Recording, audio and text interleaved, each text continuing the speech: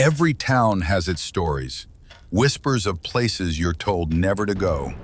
Roads you're warned not to drive after dark.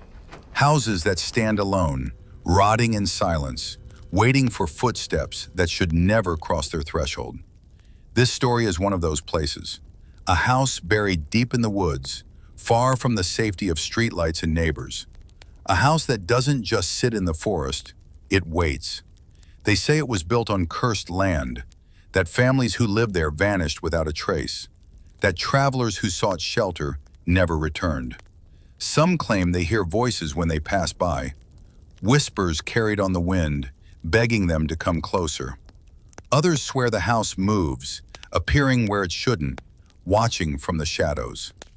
Most dismiss it as folklore, just another ghost story told to scare children. But tonight, you'll hear the truth. Tonight, you'll walk the path they walked. You'll step onto the porch, push open the door, and feel the darkness breathe.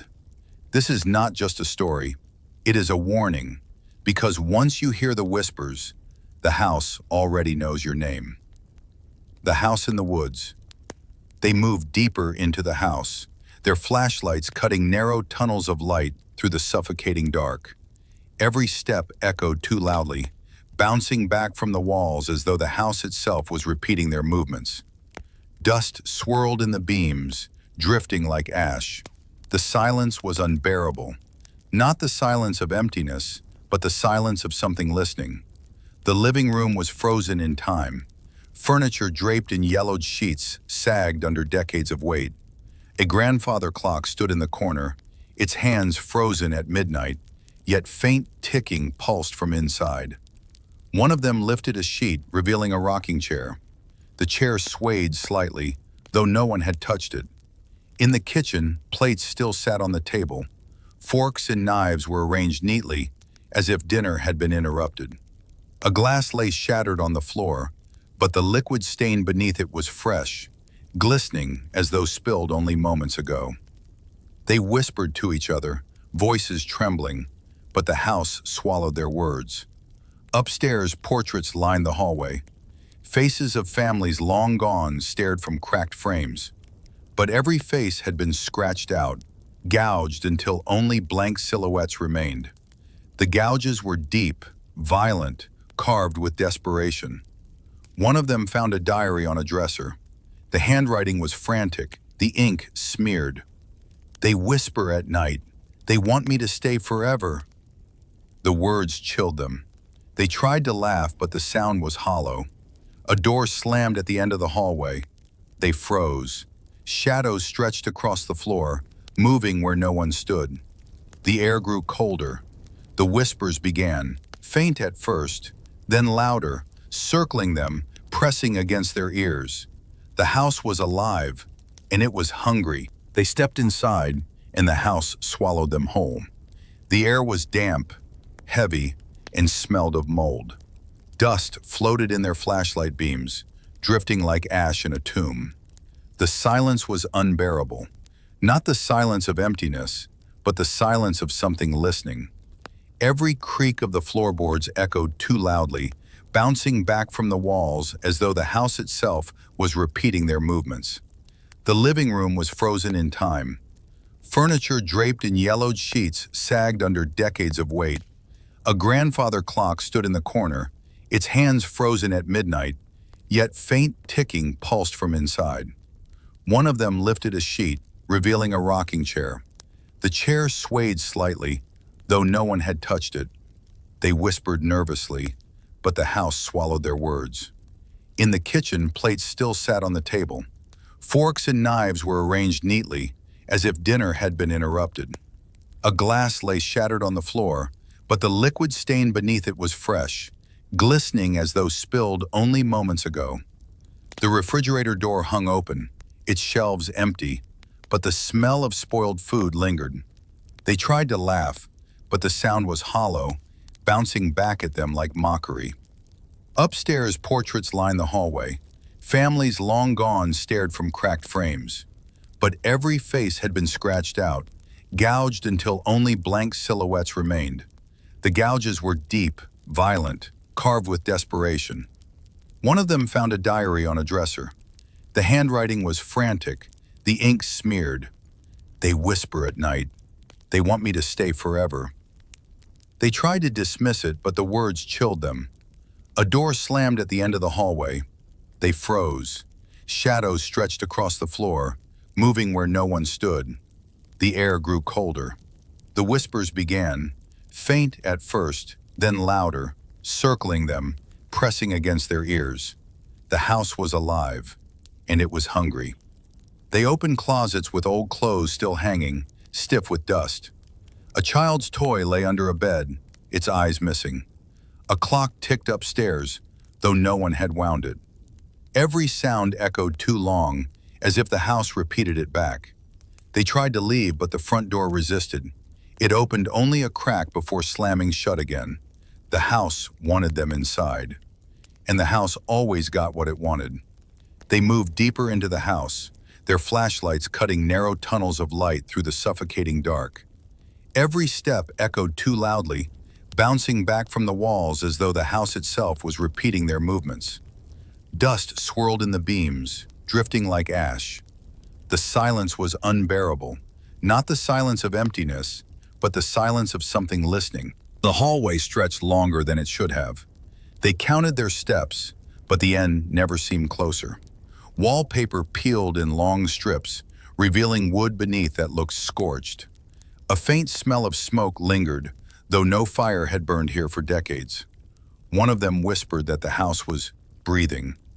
Another laughed nervously, but the laugh died quickly, swallowed by the walls. They opened a door to the left. Inside was a child's bedroom. The bed was neatly made, though the sheets were yellowed with age. A teddy bear sat upright on the pillow, its fur matted, its eyes missing.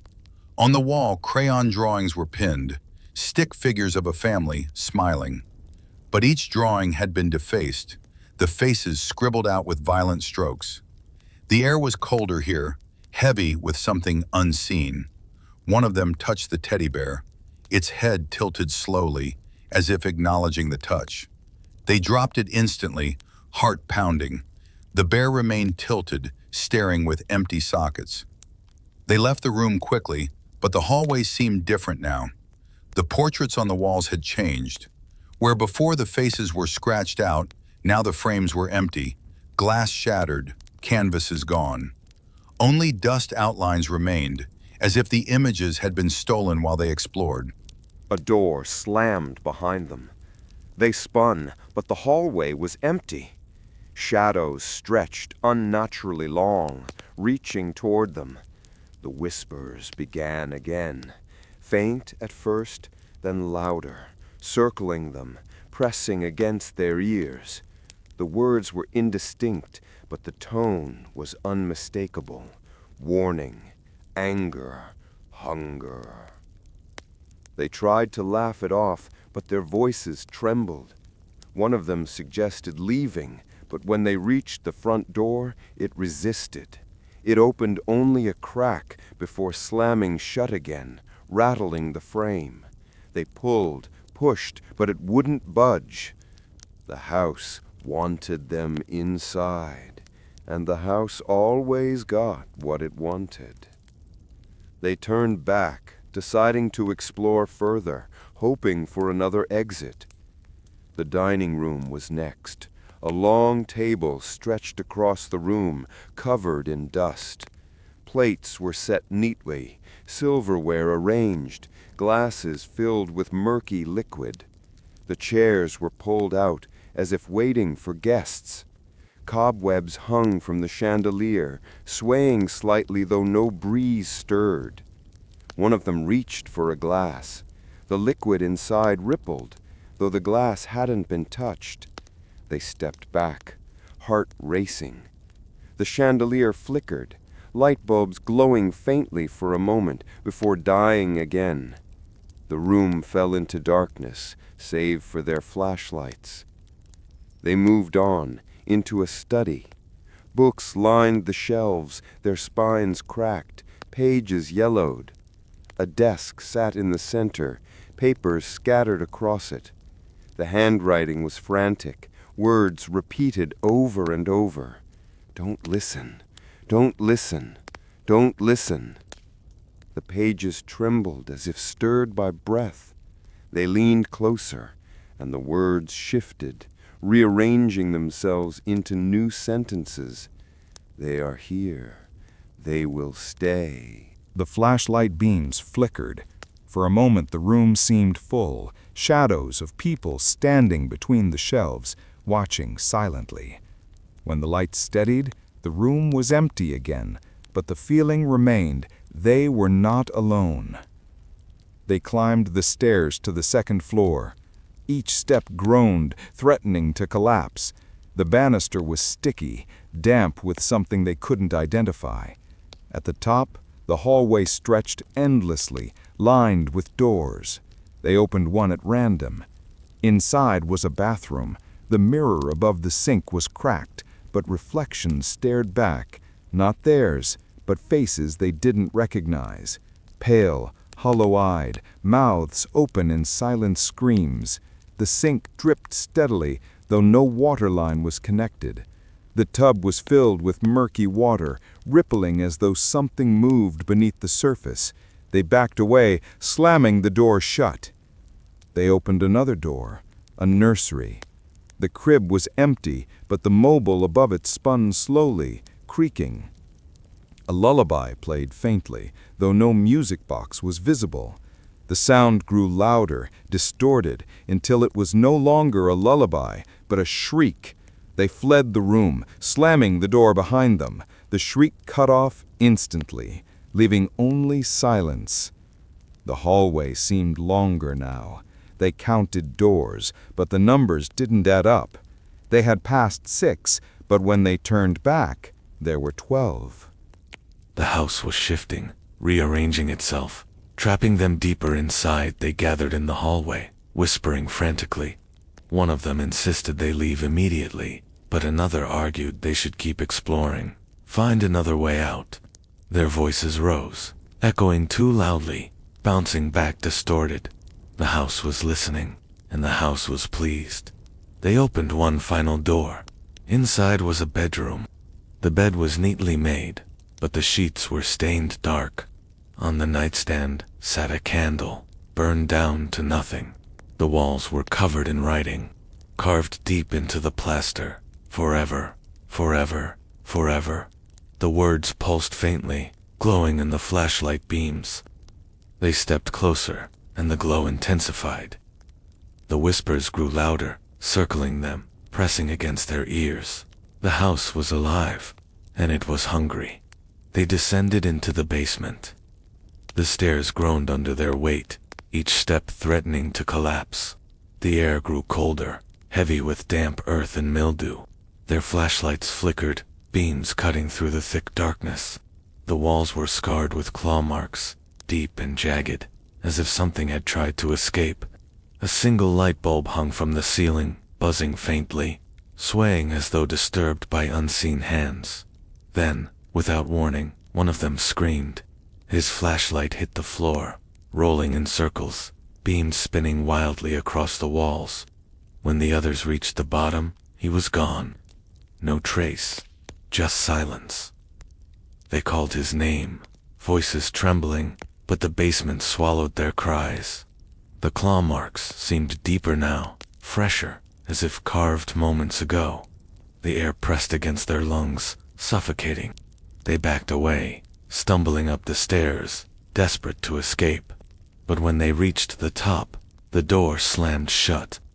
They pulled, pushed, but it wouldn't budge. The house had sealed itself. Panic set in. They argued, voices rising, but the whispers drowned them out. The whispers were louder now, circling them, pressing against their ears. One of them began to speak in a voice that wasn't hers, guttural, ancient, filled with rage. She said, "You shouldn't have come." Her eyes glazed over, pupils dilating until only black remained.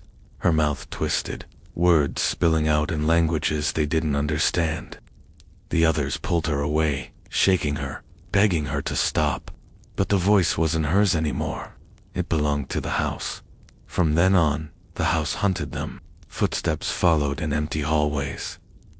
Shadows stretched too long, reaching toward them. Every room led to another hallway, another staircase, twisting into a maze. They were trapped, and the house was feeding on their fear.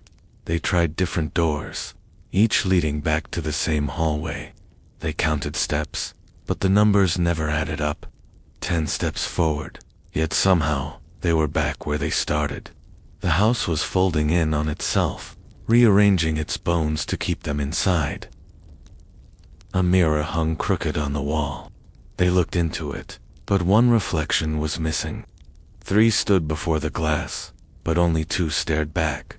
The missing reflection flickered faintly, then vanished completely. They turned, but the third was gone, swallowed by silence. They ran, desperate, but the house shifted with them. A piano played faint notes by itself, keys pressing down in slow rhythm. The melody was familiar, a lullaby from childhood, but distorted, wrong. The notes bent, twisted, until they became screams. They covered their ears, but the sound was inside their heads. The diary pages changed as they read them, writing themselves in real time. Words appeared in frantic strokes. They are mine. They will stay, forever. The ink bled, dripping down the pages, staining their hands. They dropped the book, but the words continued to write themselves on the floor, crawling across the wood like insects. They tried to leave through a window, but outside was only black. No forest, no sky, no dawn, just endless void. They pressed their hands against the glass, but it was warm, pulsing faintly like skin. The house wasn't just alive, it was aware, and it wanted them. The possessed girl laughed suddenly, voice echoing unnaturally. She whispered secrets she couldn't know, details of their lives, fears they had never spoken aloud. The house was inside her, peeling back their minds, feeding on their terror. They begged her to stop, but she only smiled, teeth too sharp, eyes too dark. They fled down another hallway, but the doors multiplied, 12, then 20, then 50. Each door led to another hallway, another staircase, another room. The house was infinite, folding in on itself, trapping them deeper. They opened one door. Inside was a nursery. The crib was empty, but the mobile above it spun slowly, creaking. A lullaby played faintly, distorted, until it became a shriek. They slammed the door shut, but the shriek followed them, echoing through the walls. Another door revealed a bathroom. The mirror reflected faces they didn't recognize, pale, hollow-eyed mouths, open in silent screams. The tub was filled with murky water, rippling as though something moved beneath the surface. They backed away, slamming the door shut, but the water continued to ripple, spilling out beneath the door, crawling across the floor like veins. They gathered in the hallway, whispering frantically. One insisted they leave immediately, but another argued they should keep exploring, find another way out.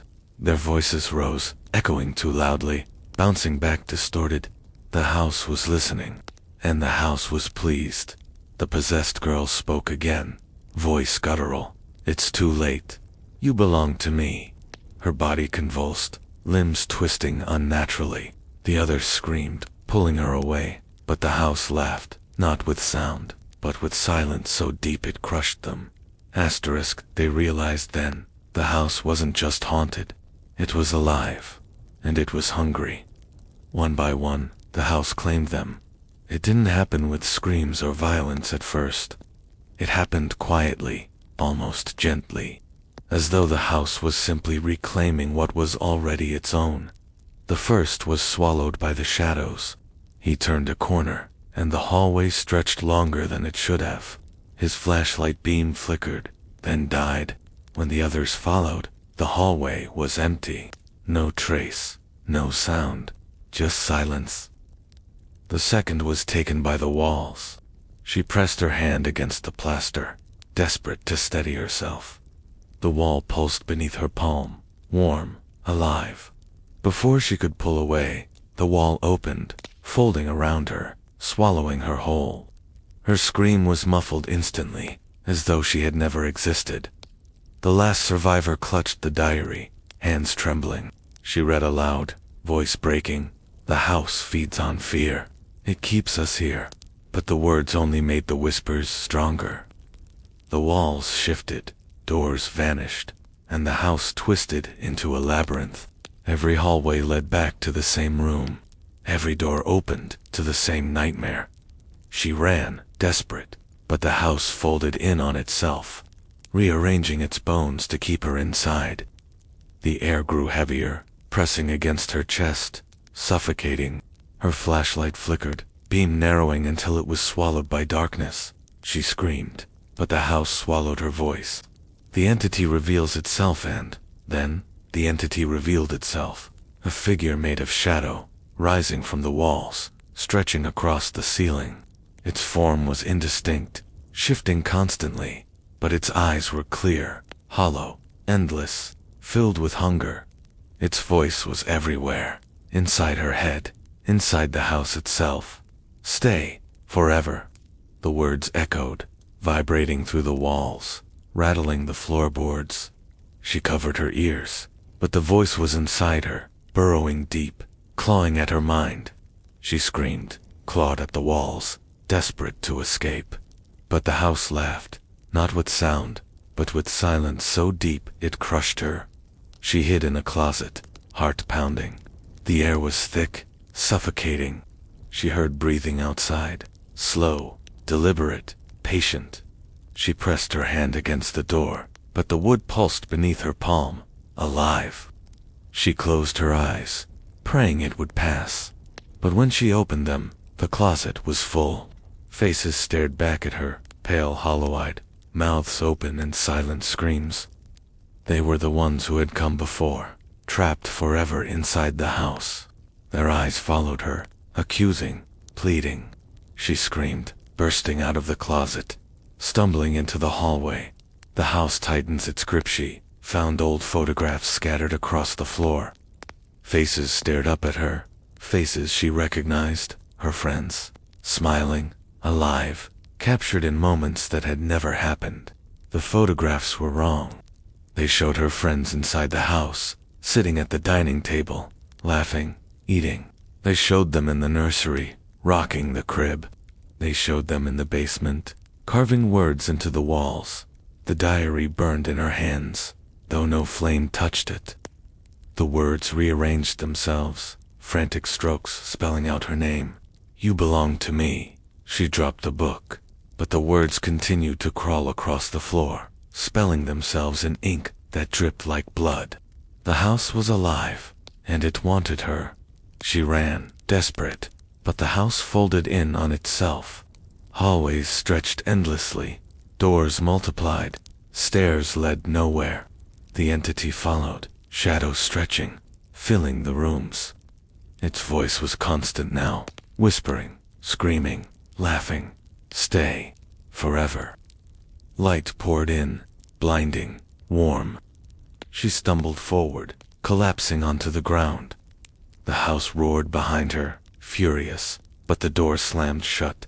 She was outside. She had escaped, or so she thought. She burst through the door, collapsing onto the damp earth outside.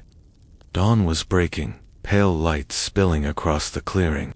For a moment, she lay there, gasping, lungs burning, heart pounding. The air was different here, fresher, lighter, free of the suffocating weight that had pressed against her chest inside the house. She had escaped, or so she thought. She staggered to her feet, stumbling toward the car. Her hands shook as she fumbled with the keys, dropping them twice before finally unlocking the door. She climbed inside, slamming the door shut, gripping the steering wheel as though it could anchor her to reality. The engine roared to life. Relief washed over her, tears streaming down her face. She pressed the accelerator, tires spinning on the damp earth before catching, propelling her forward. The house shrank in the rearview mirror, swallowed by the trees. She laughed, hysterical, broken, but alive. But as the road stretched ahead, something gnawed at her. The silence was wrong. The forest was too still. No birds sang, No wind stirred the branches. The world outside the car felt hollow, empty, as though the house had followed her. She glanced in the rearview mirror. Her breath caught. The house was still there. Not shrinking, not fading, but closer. Watching, waiting. Its windows glowed faintly, hollow eyes burning with hunger. She blinked, shook her head, but the image remained. The house was following her. Asterisk, she pressed harder on the accelerator, speedometer climbing. Trees blurred past, roads stretched endlessly, but no matter how fast she drove, the house remained in the mirror, closer, clearer. Its walls pulsed, alive, shadows stretching across the road.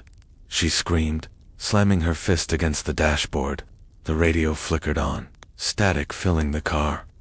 Through the static, a voice whispered, "You belong to me." She ripped the radio knob, but the voice continued, echoing inside her head. The road twisted, folding in on itself. She turned the wheel, desperate, but every curve led back to the same stretch of forest. The house was everywhere now, reflected in every mirror, every window, every shadow. She couldn't escape. She never had. The final descent, she slowed the car, trembling. Her hands slipped from the wheel, falling into her lap. Tears blurred her vision. She whispered to herself, begging, pleading, praying. But the house answered, voice soft, patient, eternal, stay, forever. She closed her eyes. When she opened them, she was no longer in the car. She was standing in the living room, flashlight beam cutting through the dark. The diary lay open on the table, words rearranging themselves in frantic strokes. You never left. Her scream echoed through the house, swallowed instantly by silence. The house had won. It always won, and that is the truth of the house in the woods. It doesn't let go. It doesn't forgive. It waits. Some say the house is cursed, built on land that was never meant to hold walls. Others say it is alive, a creature disguised as wood and stone, feeding on fear, trapping souls forever. But the truth is simpler, and far more terrifying. The house is patient. It waits for footsteps on its porch, for hands on its door, for voices in its halls. It waits for laughter, for screams, for silence. And once you enter, you never truly leave. So if you ever find yourself driving down that road, remember the silence.